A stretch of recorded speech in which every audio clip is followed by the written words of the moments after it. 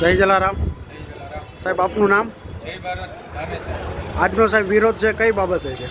આ સ્વામિનારાયણના બની બેઠેલા સાધુઓ જેમ ફાવે તેમ ખુલ્લેઆમ લવારા કરતા હોય છે, બકવાટ કરતા હોય છે, કોઈ પણ જાતનું જ્ઞાન ધરાવતા નથી. ત્યારે આ જ્ઞાન પ્રકાશ સ્વામીએ પરમ પૂજ્ય જલારામ બાપા વિરુદ્ધ જે ટિપ્પણી કરી છે તેનો અમે સખત વખોડી કાઢીએ છીએ.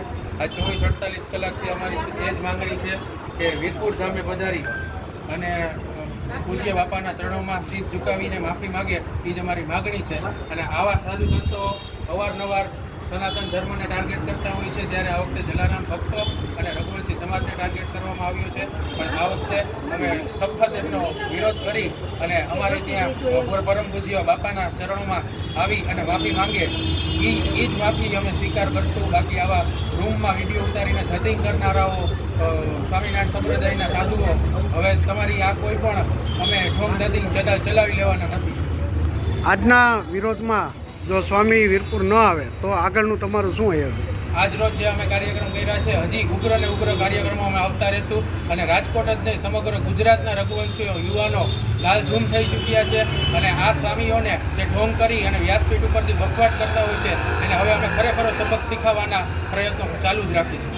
ફક્ત લોહાણા સમાજનો જ સપોર્ટ છે કે અન્ય સમાજનો? અન્ય સમાજનો પણ અમને સપોર્ટ છે. અમારી સાથે જલારામ ભક્તો અને જલારામ બાપાના જેટલા પણ ભક્તો છે એ અમારી સાથે જોડાયેલા જ છે. અને 18 વરણ અમને આજે ટેકો આપ્યો છે.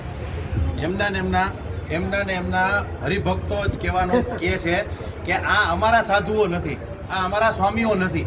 તો તમારા સ્વામી નથી તો તમે એને વ્યાસપીઠ કઈ રીતે આપો છો? તમે એને સ્વીકારો છો કેવી રીતે? તમે એના ચરણમાં કઈ રીતે જાઓ છો? આ તમારે પણ વિચારવું જોઈએ. જે સ્વામિનારાયણ ધર્મ પાળે છે એમને પણ વિચારવું જોઈએ.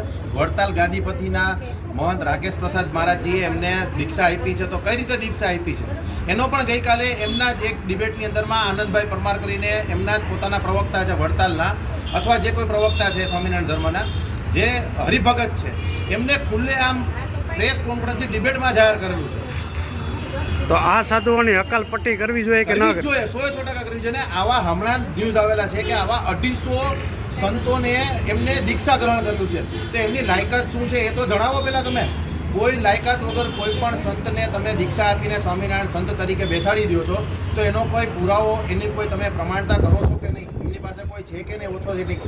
એમને એમ સ્વામી બની જાય, એમને પૈસા કરવા માંડે, ભેગા કરવા માંડે, વ્યાસપીઠ ઉપરથી ગમે એને ગમે ધર્મનું, ગમે ભગવાનનું, ગમે તે બોલવા માંડે.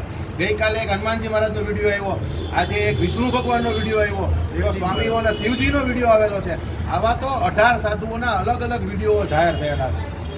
તો રાકેશ પ્રદાસ સ્વામી જે વડતાલના અધ્યક્ષ છે, એમને તો ખબર પડવી જોઈએ ને કે આ કોને કોને તમે બેસાડ્યા છે ને કોણ તમારા ધર્મ જે સ્વામિનારાયણ ધર્મ છે, તમારો જે વટવૃક્ષ છે, એના સ્વામીઓ શું બોલે છે, કઈ પ્રકારની બખવાડ કરે છે.